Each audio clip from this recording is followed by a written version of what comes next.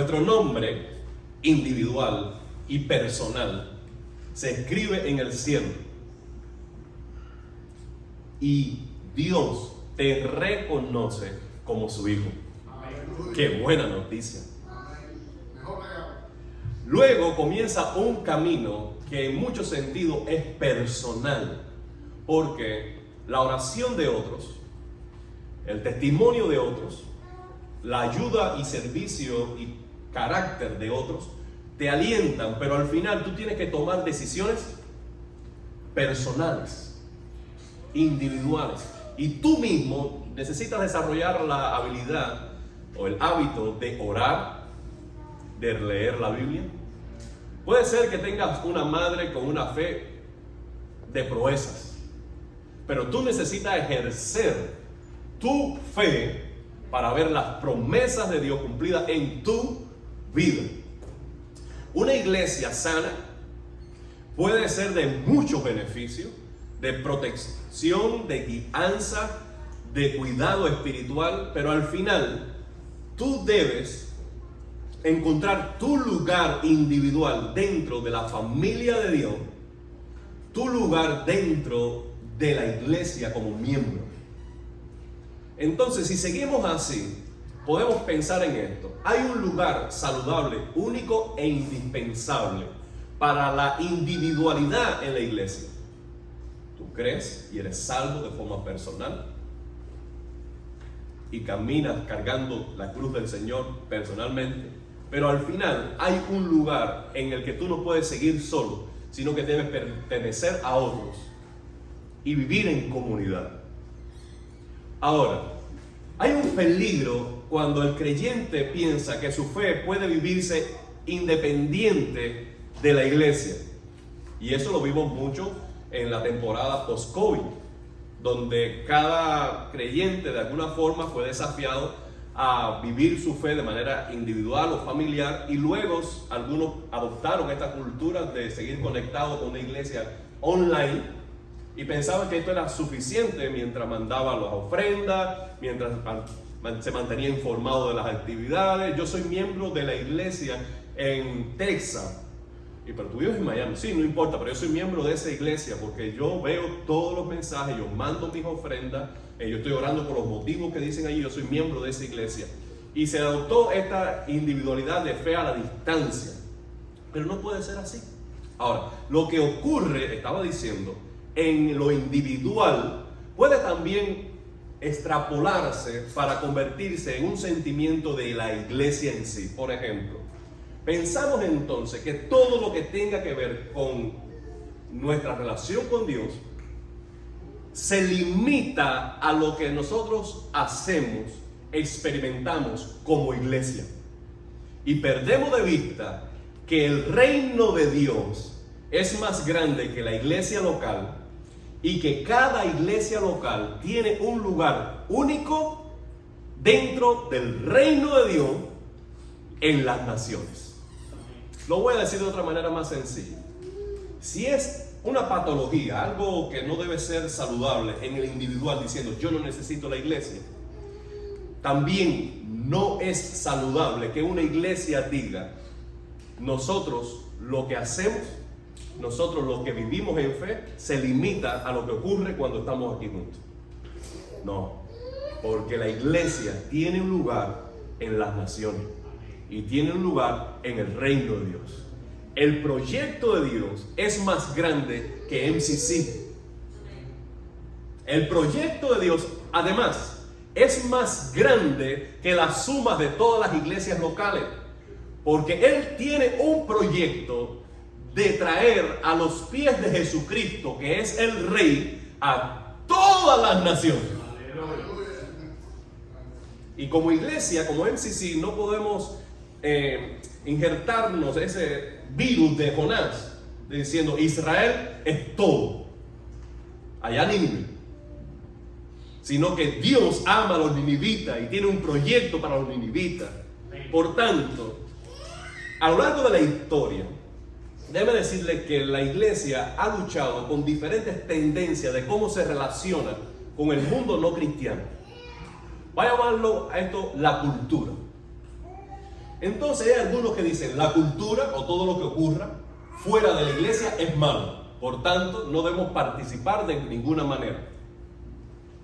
Hay otros que dicen entonces que la manera en que una iglesia puede mantenerse saludable es levantar murallas y quizás comprar una propiedad en Okeechobee o lejos en centro Florida y mudarnos allí, hacer una comunidad, porque aquí es donde vamos a estar protegidos. Eso ocurrió mucho en las edades tempranas de la iglesia y así surgieron el monasticismo y todo este movimiento de comunidades primitivas diciendo aquí vamos a experimentar el reino de Dios. Allá ellos, aquí estamos seguros. Pero lo que vemos como saludable en la Biblia es que el creyente encuentra un lugar en la iglesia y la iglesia encuentra un lugar dentro del reino de Dios que es más allá que estas cuatro paredes. ¿Me siguen? Entonces llegamos al Salmo 2, que nos está presentando el reino de Dios en las naciones. Hay una relación directa entre el Salmo 2 y el Salmo 1. En el Salmo 1 está hablando de la espiritualidad individual. Bienaventurado el que no anduvo, el hombre justo, la mujer justa, el individuo. Pero el Salmo 2 nos está dando una bienaventuranza para todos los que confían en el Señor en el último versículo. En el Salmo 1 y en el Salmo 2 no hay ninguna introducción, no hay ningún capítulo, no hay ningún título, porque estos componen una introducción al resto de los salmos. Estos salmos desde la antigüedad se estudiaban juntos, porque uno está hablando de la ley de Dios al individuo y el otro está hablando del mismo Dios que habla a través de su ungido, que da su ley a través del Mesías, del ungido, pero no para el individuo, sino para las naciones.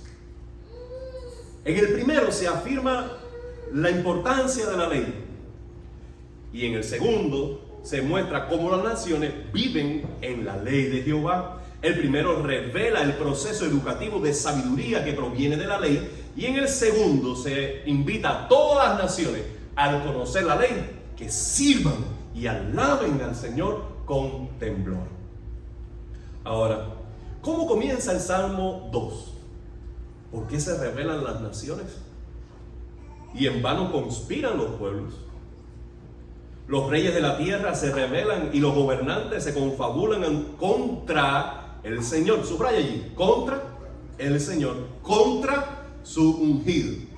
Y dicen, hagamos pedazos sus cadenas, librémonos de su yugo.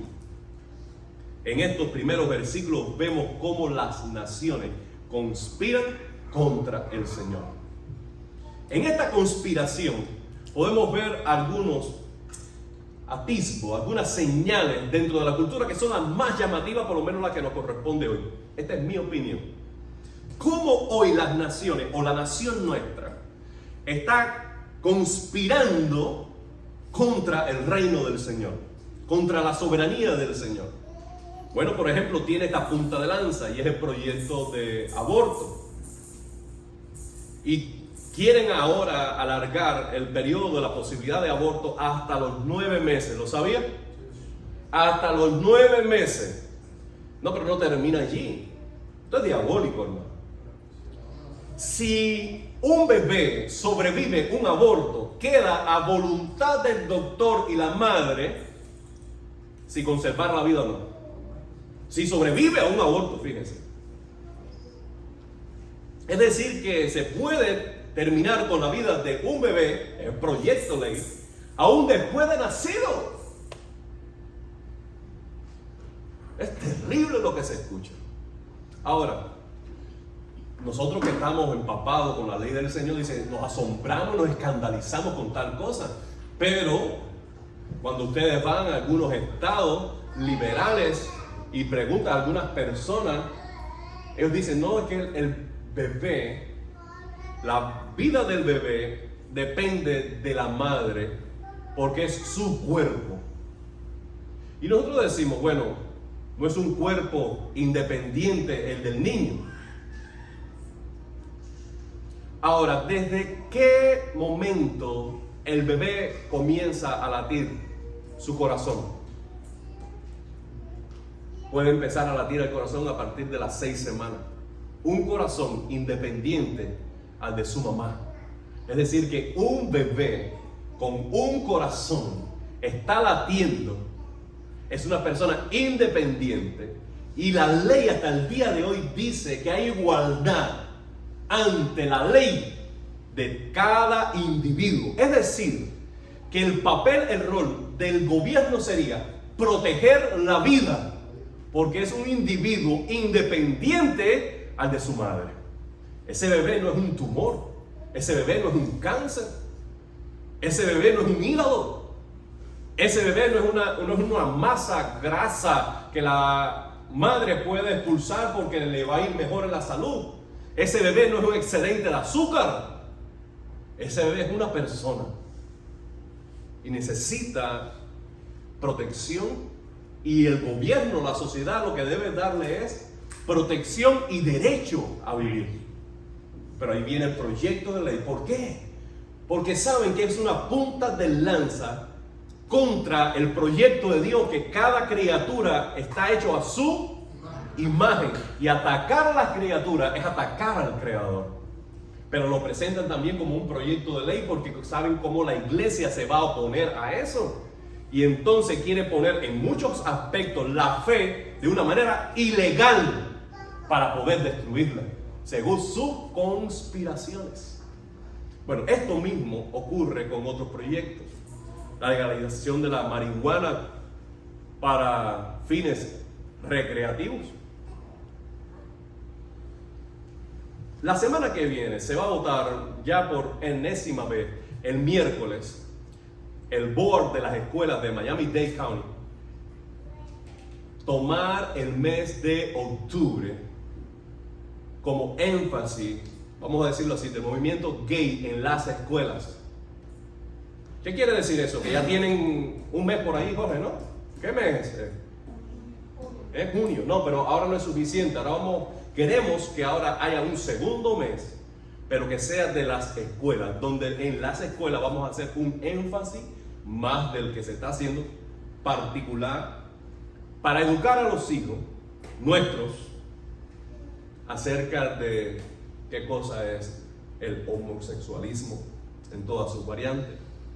Ahora, ¿por qué conspiran las naciones?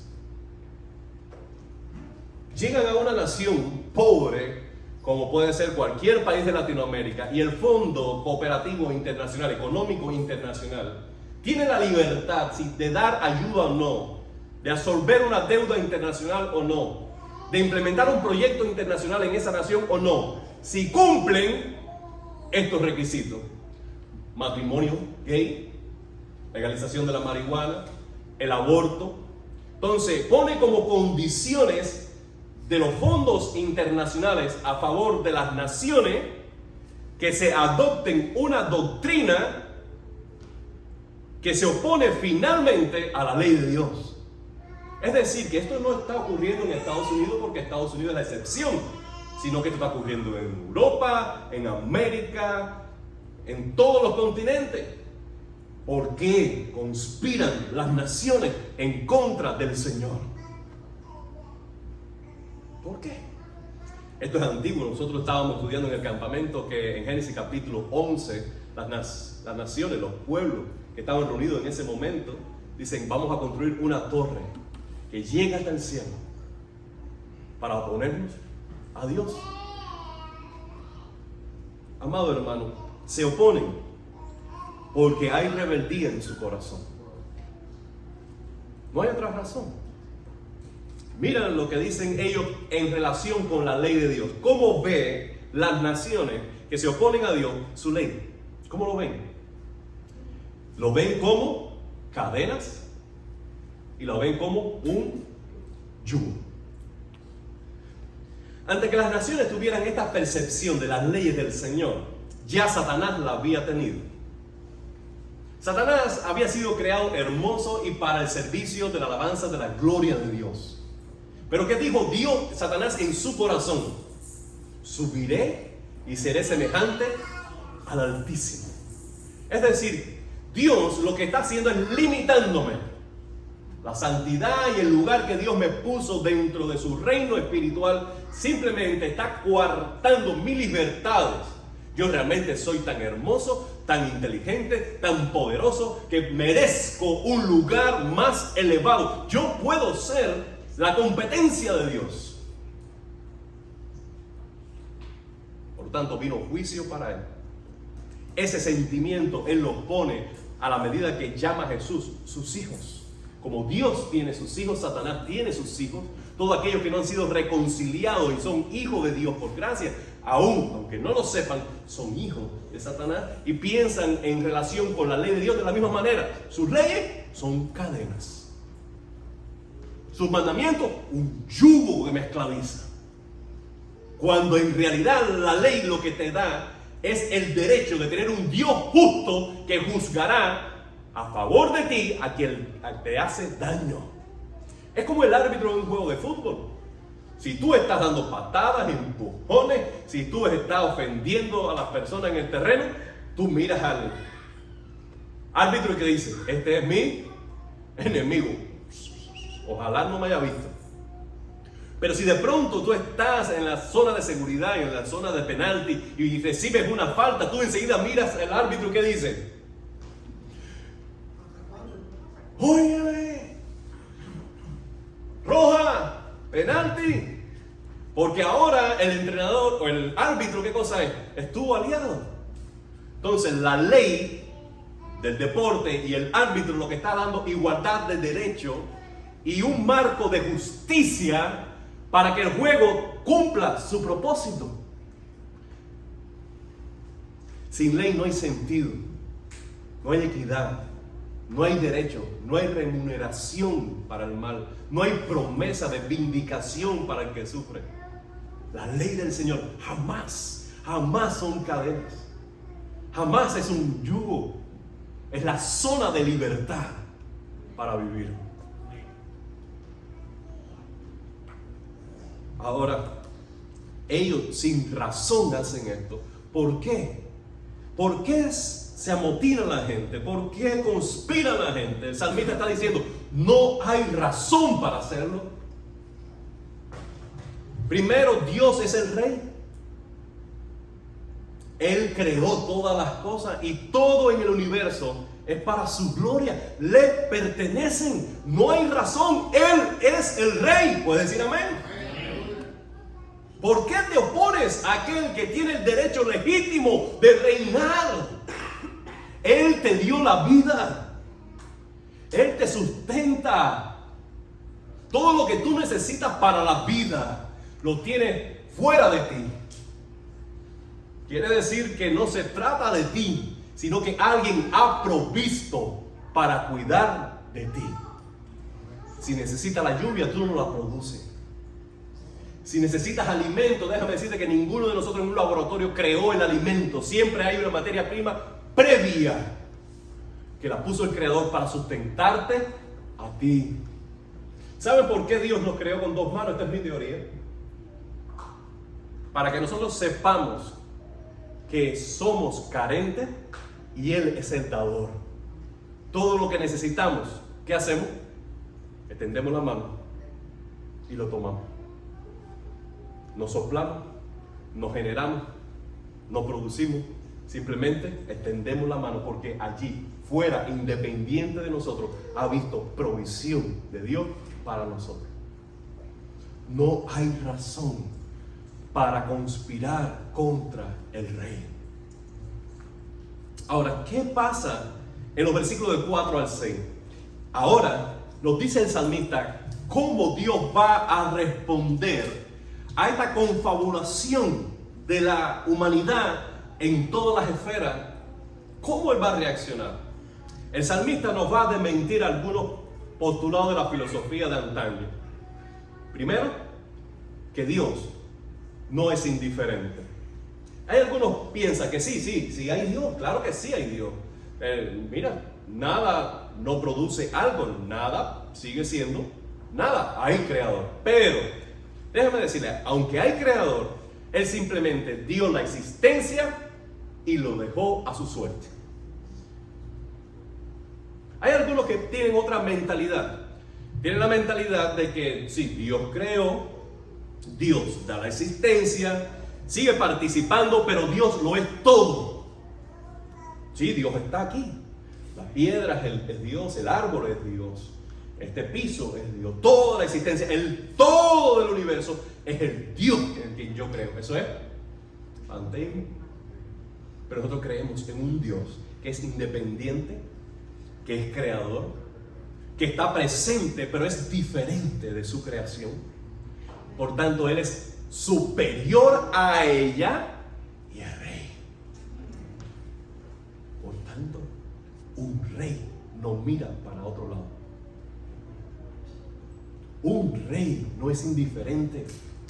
Un rey no puede permanecer pasivo. Si el Rey de los cielos no ejecuta justicia inmediata, es porque es grande en misericordia y es paciente, esperando que sus criaturas se arrepientan de sus pecados y le busquen en fe. Pero Él no puede permanecer indiferente. El que está en el trono de los cielos, deleítate en el Señor. Se ríen. Él se burla de ellos. En su enojo los reprende. En su furor los asusta. Y dice: he establecido mi rey sobre Sión, mi santo monte. En estos versículos sencillos nos dice en primer lugar que el Señor tiene un sentido de humor único. Único. Él ve las naciones que dice: vamos a aprobar el matrimonio gay, vamos a legalizar la marihuana, vamos a extender el periodo del aborto. Él ve las naciones y lo primero es que se ríe. Ahora, ¿qué? No se está riendo porque esto le dé gracia, ¿ok? Sino que se está riendo de los caprichos humanos, de la insensatez humana. Cuando la Biblia dice que Él se ríe o que Él se burla, no es porque esté jugando o no le dé importancia a los asuntos humanos. Es que las amenazas, las oposiciones, las luchas de los hombres son tan pequeñas, tan débiles, tan fugaces y pasajeras como un chiste. Cuando Él se ríe, quiere decir que su poder permanece inconmovible ante todas las amenazas humanas para ir en contra de su voluntad. Cuando Él dice que se ríe es porque Él está por encima y nada hará tambalear su voluntad, su ley, su reino y sus propósitos. Nada. Les voy a leer este versículo. Isaías 40:15 dice: a los ojos de Dios, es decir, a la perspectiva de Dios. ¿Está preparado? Las naciones, no el barrio mío, no Baboca, no. Las naciones son como una gota de agua en un balde, en un cubo. Como una brizna de polvo en una balanza. Él pesa las islas como si fueran polvo fino. ¿Tomaste nota? Con razón el salmista dice: ¿quién es el Hijo del Hombre para que tengas de él memoria? Tú eres creador del firmamento, los astros, las estrellas, los planetas, todo lo sustenta de una manera perfecta. ¿Quién eres tú para tener en memoria y prestar atención a mí, que soy insignificante? Esta es la perspectiva del hombre espiritual. Jehová es grande. ¿Quién soy yo? Pero las naciones piensan diferente. Nosotros somos grandes. ¿Quién es Dios? A los ojos de Dios, las naciones son como una gota de agua. El aire acondicionado de mi casa, ahora en estos días, producto a la humedad del ambiente, de vez en cuando desde las rejillas cae una gotica de agua. Tú sabes, la casa no tiembla cuando cae la gota. Yo no me asusto con el sonido de la gota. Ezra, que tiene el sueño liviano, no se despierta con la gota que cae. ¿Eso le llama la atención a ustedes? Para nada. ¿Por qué? Porque todos sabemos que una gota no es nada. Eso son las naciones conspirando contra Dios. Por tanto, Él se ríe. Además de reírse, Él se enoja. Ahí te das cuenta que Él no se está riendo porque la maldad del hombre le cause gracia, sino porque es débil. Ahora, Él se enoja. Dice la palabra del Señor que Jehová está airado con el pecador todos los días. El Señor se pone bravo cuando no le respetan. Él tiene un alto concepto de su gloria, de quien Él es. Él no necesita tu aceptación, tu aprobación, ni tu aplauso, ni tu alabanza, ni tu admiración, ni el de ninguna de las naciones. No la necesita. Él sigue siendo el mismo porque Él sabe quién es. Y no hay nadie como Él. Él se indigna porque Él, al darnos la vida, ahora pensamos que podemos vivir sin Él. Él sopló aliento de vida y por Él respiramos. Y ahora pensamos que podemos vivir sin Él. Él se enoja porque hay una arrogancia enraizada en el corazón que se independiza del Creador, pensando que ahora Él es el Dios de su propia vida y que no hay Dios fuera de Él para darle gracia, para darle gloria y para servirle. Es como cuando tú tienes una princesa en casa, una niña. Tú la soñaste, tú la anhelaste, tú alimentaste ese sueño y esa ilusión durante 9 meses. Después nace y viene a ser el centro del hogar. Todo se lo da. Todo se lo da. Todo el amor, toda la atención, todo el desvelo, toda tu provisión. Ya la madre no come pollo. Ya la madre no se estrena un vestido. Ya la madre no se va de vacaciones. ¿Por qué? Porque todo se le da. Un día cumple 11 años. Y dice, yo quiero ir sola.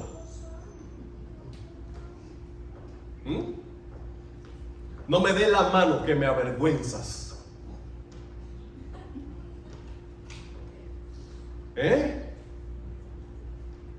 Estas fiestas son para mis amigas.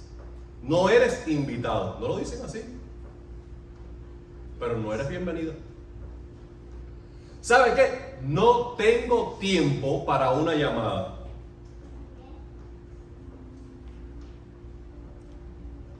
Cuando eso ocurre, déjame decirle que no son versos lo que brotan de los labios amorosos del padre ni de la madre, sino profundos reclamos, porque indigna que aquel o aquella a quien le has dado todo y has dejado de ser tú, ahora no da gracia. Piensa que todo lo merece. Dios es Padre, el mejor Padre del mundo. Ahora cuando ve a sus criaturas y dicen, tú ni existes, y si existes, no me importas. Es más, voy a hacer algo en contra tuya, para que tú veas que yo sí puedo hacer lo que yo quiero.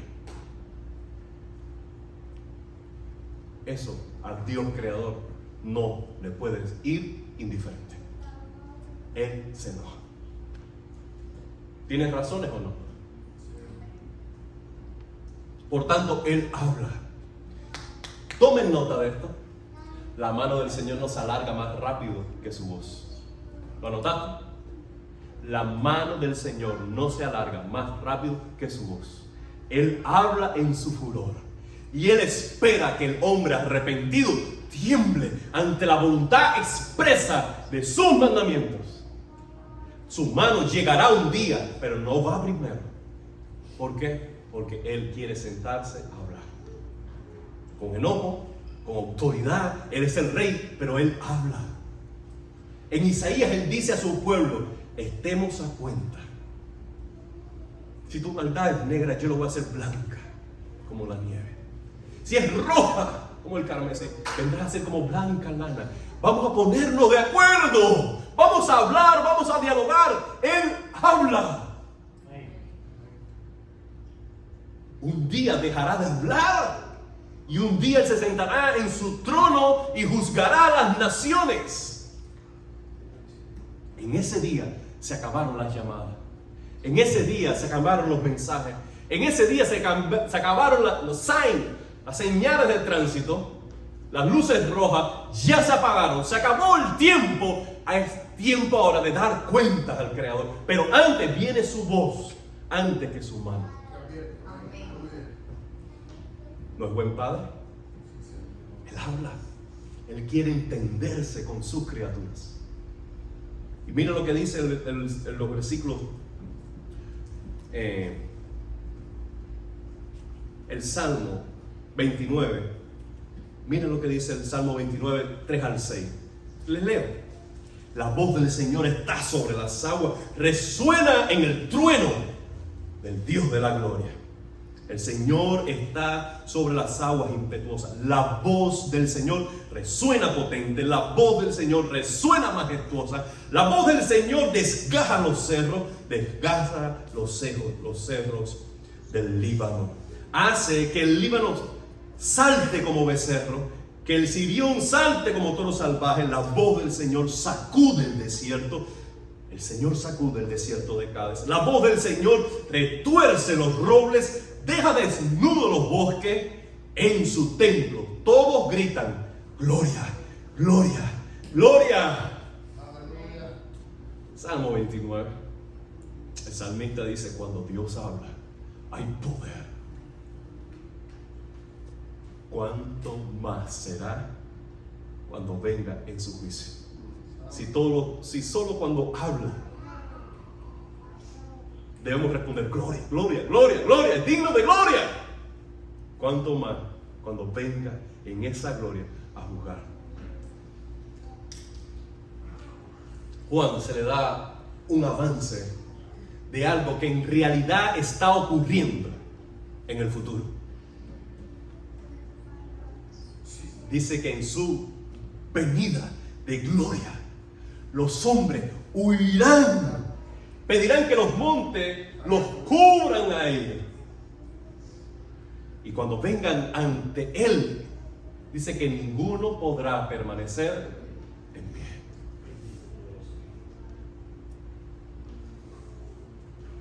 ¿Por qué la gente conspira contra Dios?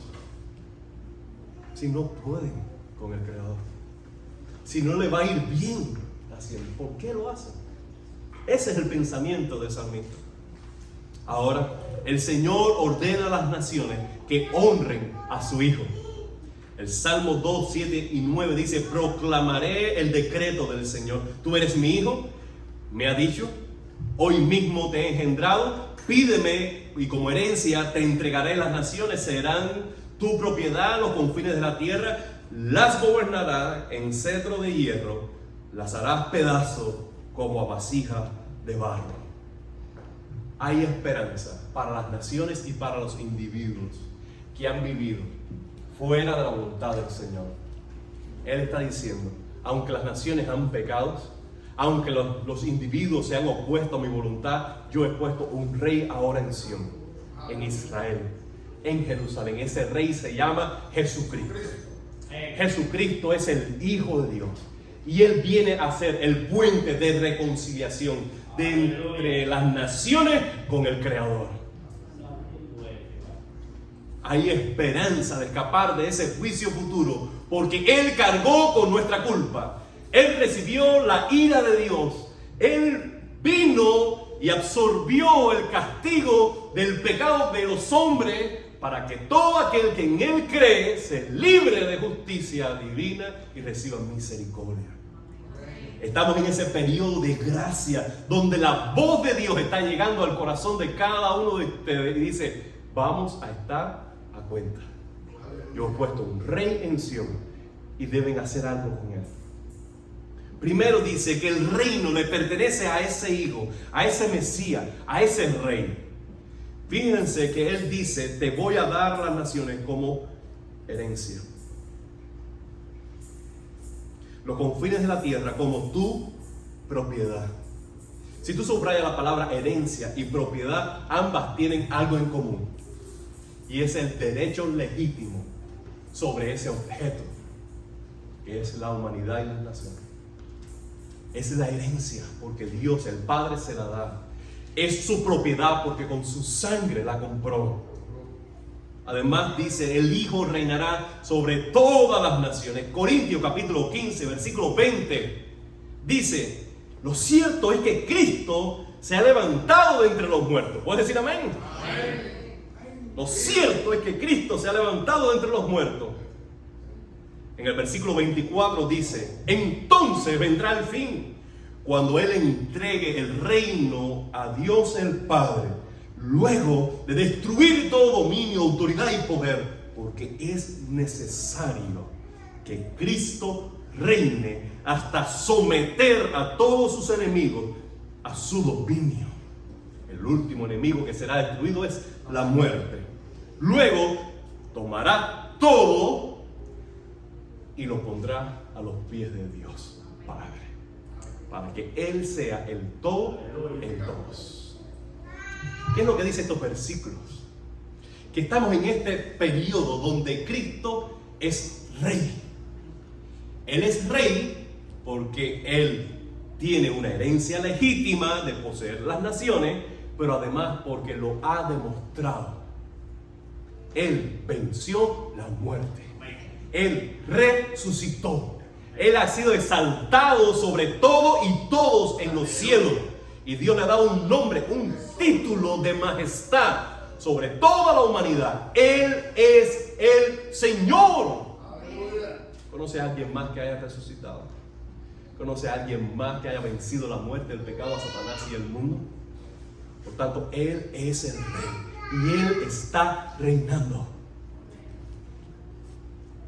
Y ha establecido este día en el que todos daremos cuenta a Él. En el Salmo, finalmente, dice el 10 y el 12: por eso ustedes, los reyes, sean prudentes. Déjense enseñar, gobernantes de la tierra. Sirvan al Señor con temor. Con temblor ríndanle alabanza. Honren al Hijo. No sea que se enoje y sean ustedes destruidos en el camino, pues su ira se inflama de repente. ¿Qué deben hacer las naciones, la humanidad, con ese rey? Primero, deben dejarse enseñar. Deben tener un corazón humilde y deben escuchar al Señor Jesús, al Rey. Dios dijo a sus discípulos, a los discípulos de Cristo: este es mi Hijo amado, en el cual tengo complacencia. A Él oí. Lo dijo en su bautismo, lo dijo en el monte de la transfiguración y lo sigue diciendo hoy. Jesús es mi Hijo amado, a Él oí. Jesús dijo: el que tenga oídos para oír, que oiga. Entonces, ¿qué debemos hacer? Prestar oído a la voz del Señor. Hay algo más que debemos hacer. Debemos servir al Señor. Y servir al Señor no necesariamente tiene que ver con un lugar dentro del ministerio, organigrama de ninguna iglesia local. Puede ser una manera, pero es más que eso. Adorar al Señor es un servicio que se le presenta a Él. Dar al pobre es un servicio que se le presenta a Él. Ir a las naciones en misión es un servicio que se le presenta a Él. Tomar un lugar de justicia dentro de la cultura es un servicio que se le da a Él. Levantar un negocio que honre la ley de Jehová es un servicio que se le presenta a Él. Levantar una familia, un matrimonio, educar hijos e hijas es un servicio que se le presenta a Él. Todo lo que te venga a la mano a hacer, hazlo de corazón para el Señor y será un servicio para Él. Sirvamos al Señor. Ese mandamiento es hacer todo para Él. Tercero y último, Él dice allí que debemos alabarle. Alábenle, alábenle. A veces cuando viene la palabra alábenle, viene en un sentido inmediato de regocijo y de celebración, y debe hacerlo. Por tanto, para poner el equilibrio perfecto, el salmista dice, háganlo con dos palabras: temor y temblor. Es decir, pon en la alabanza la celebración, el empuje, la fuerza, el corazón, la intensidad, el fervor, el fuego de todo tu ser. Entrégate en la alabanza y la adoración.